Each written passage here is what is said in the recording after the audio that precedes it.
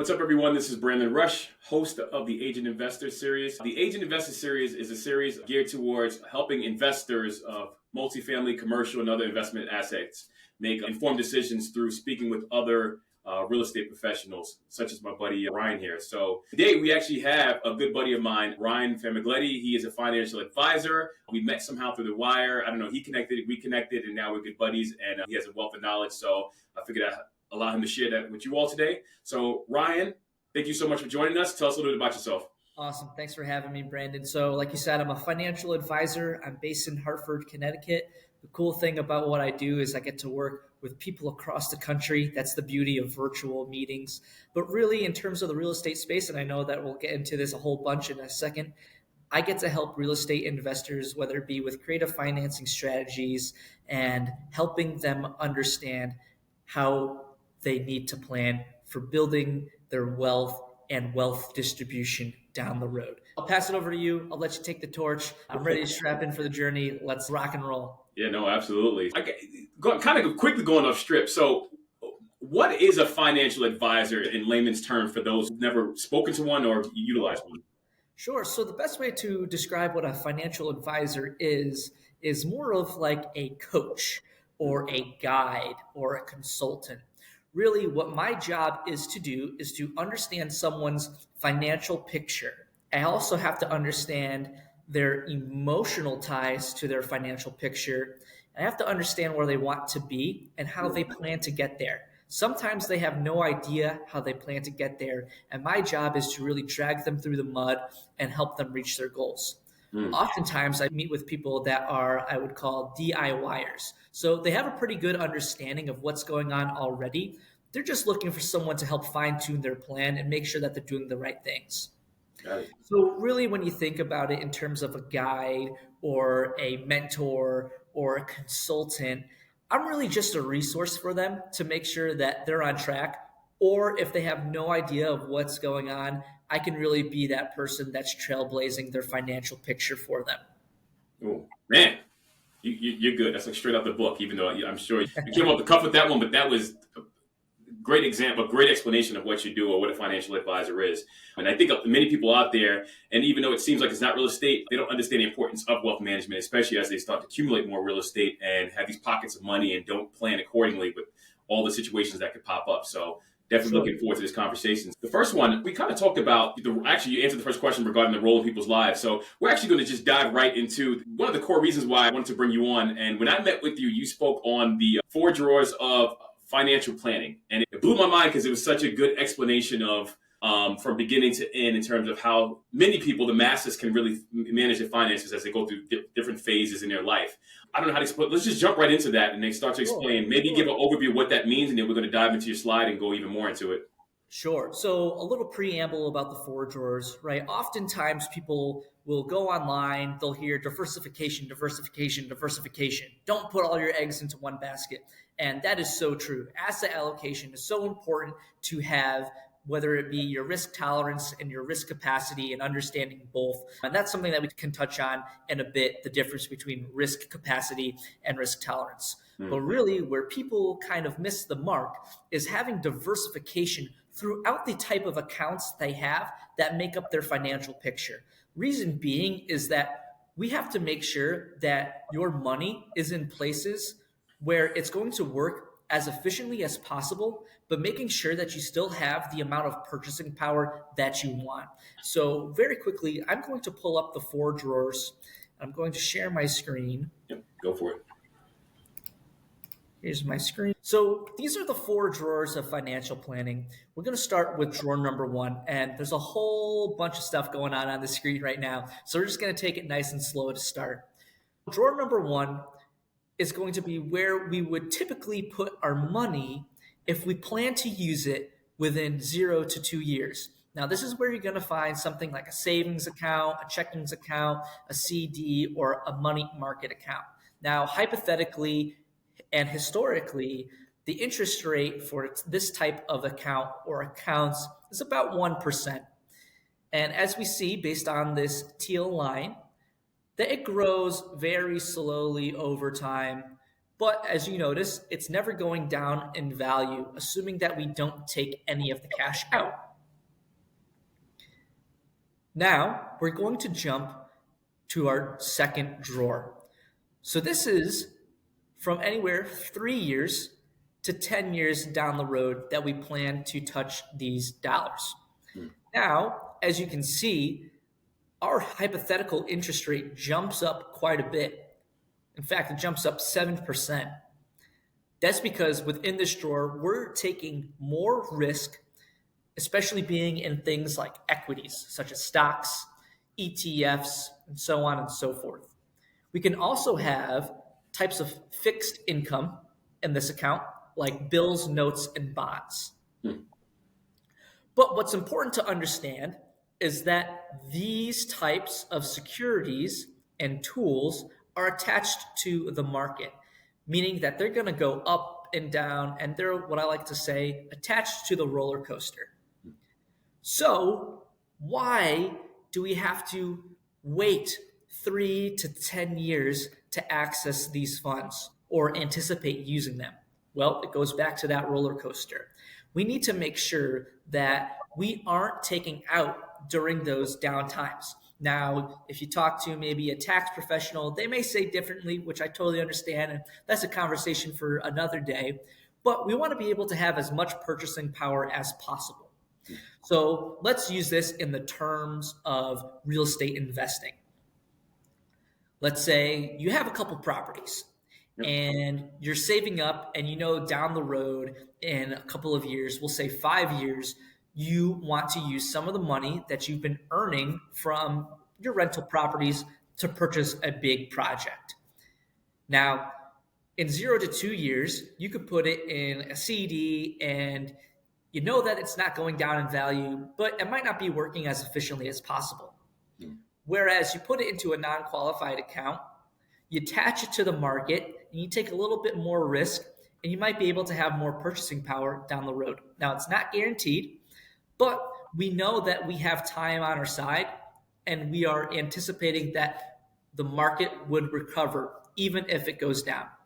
Yeah, Make sense? absolutely. I'm going to pause there for a second. From an investor standpoint, I understand what you're saying. So someone, like you said, from maybe getting into their first few properties, and they start to build a bit of cash flow, and they're starting to save up for maybe another property. Maybe they're moving at a slower route, and they're going to buy a property, once every 2-3 years.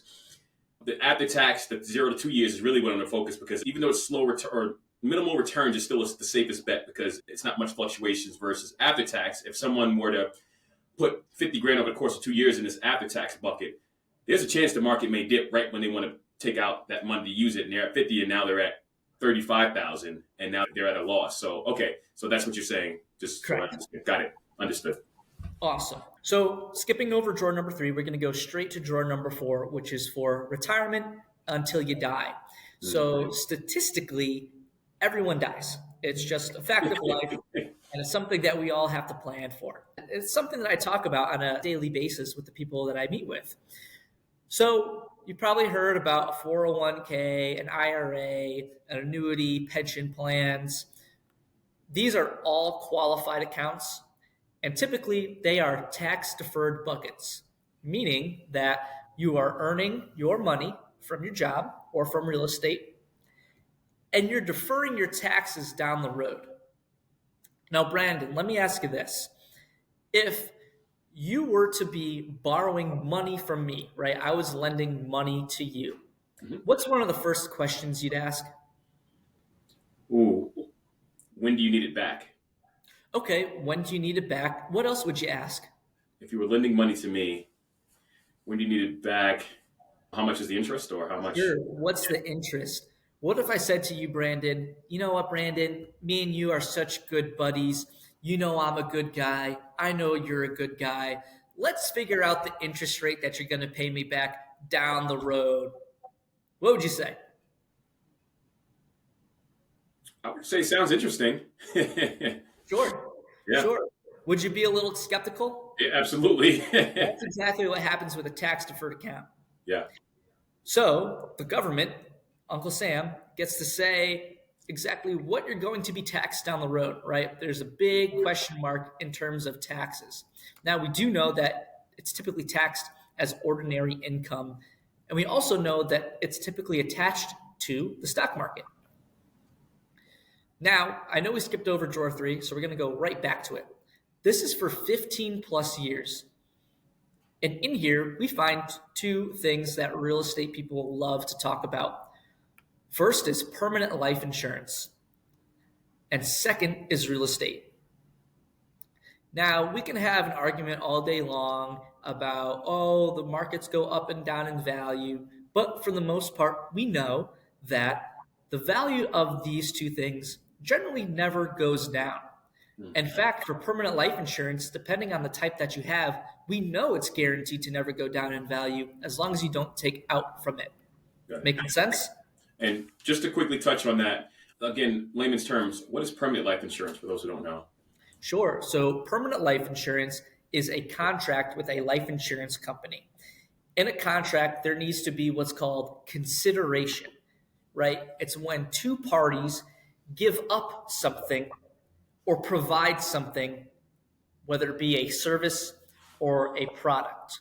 So in a life insurance contract, the life insurance company is giving up what's called the death benefit, offering the death benefit. You, as the policy owner or the premium payer, are giving money.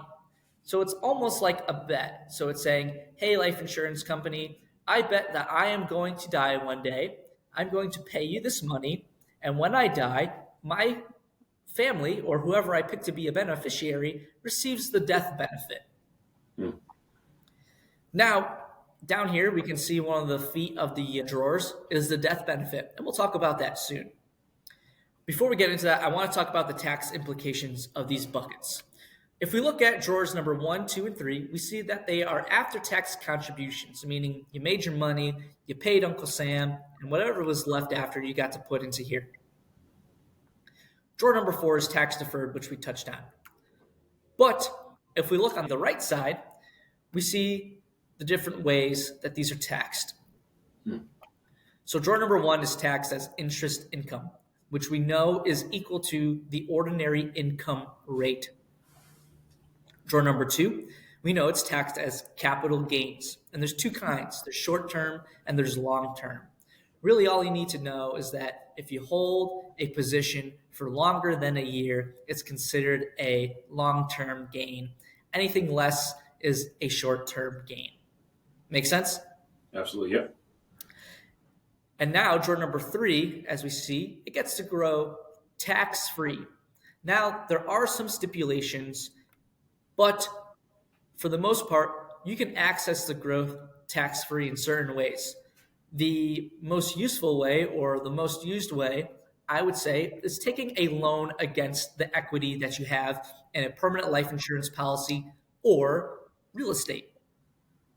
And in real estate, I'd imagine a tax-free method, because essentially, if you were to buy a property, sell it 15 years later, there is a tax implication involved. Exactly. But if you bought a property and potentially refinanced, there's no tax involved from what my understanding, and you can use those funds to further reinvest or whatever you'd like to do.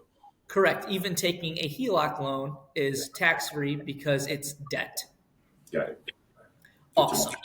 So last things that I want to touch on are the feet of our drawers, right? The feet keep our drawers up on the ground and nice and stable. So the first one I want to talk about is the death benefit. So the death benefit is the amount that passes to the beneficiaries of a policy. Now, oftentimes, our death benefit need isn't covered with just permanent life insurance. Typically, to have the adequate amount of death benefit, you often have to pair permanent insurance with term insurance. And I'll quickly speak on term. Term insurance does not have any cash value growth. You are strictly paying for the death benefit or the insurance of the policy. The good news is that in compared to permanent insurance, it is very cheap and cost effective. Oftentimes when I sit down with people, we plan so that they can have as much permanent life insurance as possible within their budget, while solving their death benefit need at the same time. Maybe not even from an investor, but just from the other side, the way I see the death benefit is it basically protects, I guess, your family, your assets. If you were to pass, there is something in place versus that leg being missing and then things Correct. falling out of whack if you were to pass. Correct. And a great way to find your death benefit need is an acronym. And the acronym is DIE. So DIE. It's kind of funny to think about it, really. But really, the D stands for debts, the I stands for income, and the E stands for education and expenses. So D, debts. You want to be able to cover your debts if you were to pass and you have loved ones behind. The I is income. So let's say, for example, someone has children and they want to leave a certain amount of income or replace their income as if they were still alive for them for years to come. And that expenses and education really comes down to how much they want to be covered in terms of expenses, and if they want to leave something behind for their children or whoever their beneficiary is for education, whether it be higher ed or maybe they go to private school. Got it. And question for you, and maybe this is kind of off the script. So someone owning, let's say, a good amount of real estate, how do they protect themselves in terms of a death benefit if a lot of investors may say, hey, well, I have the cash flow. If I die, my family just picks it up. It shouldn't be a problem. What are your thoughts on that? Sure. So number one question, you should ask your loved ones if they want to be real estate investors. So oftentimes when we meet with people that are business owners and their role in the business now is more just as a manager and an owner, and they're really not involved in the day-to-day, such as a real estate investor, they often find that their spouse does not want to be the business owner of their business. So that's question one, is figuring out whether or not your spouse or your loved one wants to be a real estate investor. Got it. Good. Secondly, is the death benefit can also help in terms of business succession. So whether it's a buy-sell agreement or it's just giving your loved one some extra cash to where they don't have to pay for the liquidation costs of liquidating your portfolio, right? Hiring attorneys, hiring realtors, and so on and so forth in order to get rid of those properties. It's a great way to help them out as well. Got it. And I'd imagine, thinking about today's times, a lot of people bought a lot of assets overpriced. And if they were to try to sell now or next year, possibly, they may be underwater. So I guess something such as this would actually help cover that gap if they did have to liquidate assets that were underwater and kind of make that a bit easier on them. Yes, correct. Exactly. Good. So 2 more things. Disability insurance. So this is really huge for people that are just getting started in real estate investing and are still working at their W-2. Now, not to say that it's not important for people that have finally made the jump and are only doing real estate by themselves. So this right here protects your income in the event that you can no longer work. Now, there's all different types of disability in terms of the definition of disability. In fact, I work with a lot of attorneys. Their definition is different from, per se, a physician or a hairstylist or even a gym teacher. It's all different. But really what you need to know is that this typically is supplementary to disability insurance that you have with an employer. My job is to make it so that we can try to get as close to 100% as possible in terms of income coverage if you were to become disabled. Now, disability insurance has to be paired with an emergency fund. So a catch-22 of long-term disability is that typically it takes 90 days to kick in. It's what's called a time deductible. Basically, it's to make sure that you're actually as disabled as you say you are. Your emergency fund gets you through those 90 days. What I always recommend is having at least 3 months of your fixed expenses within this fund. Now, typically, I would say put it into a high yield savings account. There's a whole bunch out there. If you want to look on NerdWallet, that's probably the place that I would go to look. What are your thoughts on throwing that into, maybe it's the same thing like CDs or anything that's short term? So you don't want to necessarily put it into a CD because there are withdrawal penalties if you need to access it before your CD matures. Got it. So really, you could take this part, the emergency fund, and put it into our top drawer right here because it is a savings account. It's just liquid and it's working more efficiently than it would a checking account. Got it. Make sense? Absolutely. Yep. Got it. Awesome. So all in all, right, this is a basis of my planning philosophy and how I help clients get to their goals and achieve their goals based on a timeline. Oftentimes when I sit down with a client for the first time, they have all of these goals, which is awesome. And I'm excited for them. And I'm really excited to start working with them to reach them. But we need to plan for a timeline because it would be ill of me if in 2 years someone wanted to purchase a real estate investment property, but they were like, oh, I want to tie it to equities inside a brokerage account. Well, theoretically, what could happen is that their purchasing power goes way down because they took risk. Now, let's say a different scenario, they're saving for real estate investment property in 10 years, then yeah, I would be all for it taking that risk. We still have time for the markets to recover. Make sense? Absolutely. Yep. Awesome. So, Brandon, I got to ask, did I explain this well? Do you have any other questions? Are there any? So I love the model. When I first saw it, it took me a second to think about it, but the way I think of it is these are ways you can manage your financial planning over the course of time. It's time, but it's also just how you allocate the money that you make today as well. Not necessarily over time, but what you do with your money today and what you do with your money in the long run as well. But what I love about it is I don't think many people caught on, or much the audience may have caught on, is the three at the bottom: the death benefit, the disability insurance, and the emergency fund, because really those are the pillars that hold up this financial planning model, the way I understand it. Because without those, potentially, like example, if you have no emergency fund and you lose a job or something, significant amount of income, and you have no emergency fund in place, what ends up happening is, say example, first off, your after-tax money is going to get sucked up pretty quick if you have any of that. If you don't have that, then you're now dabbling into some of these other pillars. Maybe the worst being you go into your tax deferred because you don't have the money to support, and then you're throwing off your timeline now, and now you almost have to either restart or revise your plan at some point in the future.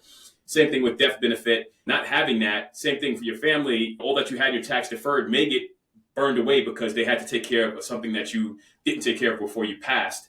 So really these 3 feet or pillars at the bottom are just super important, and make sure you create stability in your long-term plan for your timeline. And that's what blew my mind when I saw this. And I'm like, all right, it absolutely makes sense that those 3 are in place. Luckily, I was somehow figured them out before we met, but somehow I had these in place because I was scratching my head one day and said, what's the worst that can happen and how do I protect myself against that? And these are really the 3 I thought of. So, but I just wanted to kind of explain it in layman's terms, the way I understood it, and the epiphany I had once I sat down and looked at it. I was like, oh crap, this all makes sense once you put it all together and whatnot. But yeah, no, that's the biggest thing that I had. Does that make sense? Did I mess up anything there? Totally. That was, Brandon, that was so well said. Honestly, I'm so glad that you understand it, right? Unfortunately, talking about life insurance and disability insurance and emergency funds aren't exactly what people are excited to talk to me about, especially when we're meeting for the first couple of times, right? Everyone wants to talk about the fun, I would say the sexy side of financial planning, right? How do we build investments and how do we build wealth? And, what can we do that's like cool and you'd see in a movie? And unfortunately, I have to, kind of deflate the balloon and say, hey guys, I'm sorry, but we can't talk about that stuff until we talk about protecting your plan first. And for the people that I do with, they understand it, and the people that take this stuff seriously and take their planning seriously, they understand. They say, okay, Ryan, that makes sense. Let's start with the boring stuff so that way we can talk about the fun stuff down the road. Yeah, no, absolutely. And the way I see individuals, professionals like yourself, are just like doctors. You need a checkup every once in a while because things happen. Like some people run some financial hardships and they have to do certain things, but they don't adjust and make the changes to get back on track. And it becomes a vicious cycle. And then next thing you know, 10 years later, they're all screwed up and whatnot. And it can happen in real estate. It can happen in any kind of role. So I think having someone like you in their life, just like they have their CPAs, they have their doctors, they have the people who check them up. It's good to know this. And also thinking about this, real estate, really, it's a long-term play. It's a marathon. Yeah, it's a marathon. So it's like the decisions you make today in real estate really should be thinking about what's this one like 10, 15 years from now. And that's where it's so valuable to have someone like yourself when someone's getting into real estate, because they may not think of a lot of things, and everything just in general today is so short-lived. It's a short thing. Everybody wants it now that you're trying to think about tomorrow versus thinking about 10, 15 years from now, which I think would be a huge mistake for many, because next thing you know, 10, 15 years from now, they're in the same exact spot they were 10, 15 years ago, and now trying to restart. So this is an investment in individuals and themselves for the long term, regardless of whether it's real estate or whatever it is. And I really think people need to consider it and think about their financial planning, but not for themselves, but their family and everything else. But yeah, sorry, I just love the model. I love what you're doing, and I had to throw it out there for the layman terms and all that stuff. But awesome. And another question I had for you: why do you think people are so either hesitant or naive, or just don't really think much about this or care for it? Yeah, that's a great question.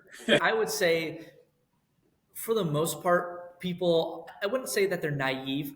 Yeah. I would say they don't know where to start or who to reach out to, and most importantly, who to trust. Talking about money, talking about finances, talking about someone's retirement is a touchy subject for a lot of Americans, and I totally understand that. So oftentimes when I meet with someone for the first time, we might not even talk about this stuff at first. It might be just a conversation for them to understand me, for me to understand them and where they're coming from, and just see if it's a fit to work with each other. Because at the end of the day, if they don't trust me, and honestly, if I don't trust them and with the information that they're telling me, it's not going to be a healthy relationship, right? Trust goes both ways. It's a two-way street. And before we can have a relationship that is really mutually beneficial, all parties have to trust each other. Absolutely. All right, so we're coming up on our time. First off, thank you so much. A couple of questions outside of financial planning. When you're not doing what you're currently doing and helping people manage their financials, what do you enjoy doing? What is life all about? Sure. So I am a baseball nut.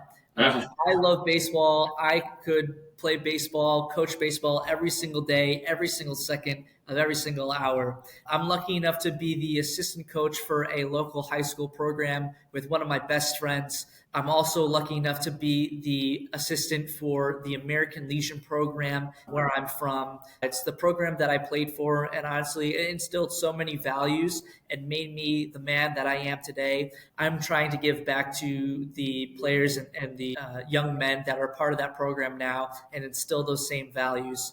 But yeah, I could talk about baseball all day. I love my family. I'm so lucky to have such a supportive family. Kind of background how I got into working with real estate investors. Long story short, my dad is a real estate attorney, and he's my hero. Without a doubt, my dad is my hero. And throughout my life, he would always give me clues on what I should do or maybe what I should consider or think about, but he never told me exactly what to do. Reason being is that I fell on my face a lot. But because of that, I learned how to pick myself up and move on. And even though I fell on my face, he was there to catch me and make sure that I wasn't necessarily going in the wrong directions, right? He would drop clues, right? It was almost like a game of Clue where, he's dropping all these clues. Hey, you should think about doing this. Oh, hey, you should think about learning about this. It never was, you should learn this, or you should. It's almost like, this is going to sound so funny, but if you ever go bowling and you put up the guardrails, okay, my dad was the guardrails, right? He really kind of let me go down the alley, right? Trying to smash all the pins, but he made sure that I wouldn't go into those gutters. And I'm so thankful for that. And I'm so thankful for my mother. She's also my hero. She's a superwoman, and I wouldn't be here without her as well. So I got to give them props. And family's huge. Very good. Very good. And last thing, UConn Huskies. I'm a big UConn Huskies fan. I don't know when this is going to air, but right now the Huskies are on their way to Houston. They're playing they're playing Miami tomorrow. So let's go Huskies. It's funny. I was just in Vegas, but I did not watch the Huskies play just because I don't watch basketball. But thought it was interesting that we just happened to be there at the same time. All right. So how do people find you, get a hold of you? What's the best way? Sure. So the best way to get a hold of me is to reach out to me on LinkedIn. My LinkedIn is Ryan Famiglietti.